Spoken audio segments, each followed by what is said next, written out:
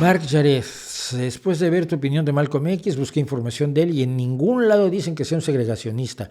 Más bien lo ponen como víctima de ello. A ver, teoricemos como teorizaba Malcolm X.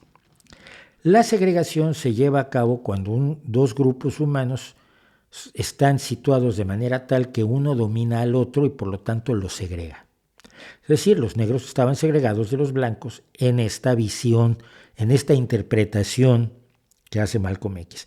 La segregación implicaba la relación de poder y de opresión de un grupo sobre otro.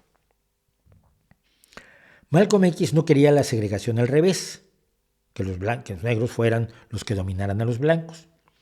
Él defendía la separación, es decir, cada quien en su país, con su economía, con su soberanía económica basada en el color de la piel, con su soberanía política basada en el color de la piel, un país de negros y un país de blancos, y lo llamaba no segregación, sino separación.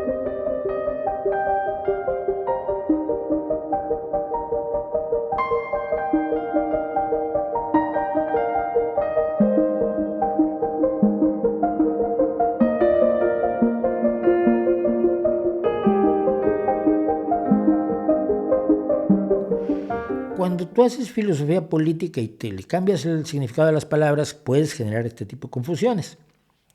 Malcolm X no estaba a favor de la segregación racial, de acuerdo, según su definición de segregación, pero estaba a favor de la separación racial y por eso invitan a los nazis a la reunión de la Nación del Islam. ¿Ya? Busca Segregation Separation, Malcolm X, y ahí está ampliamente explicado.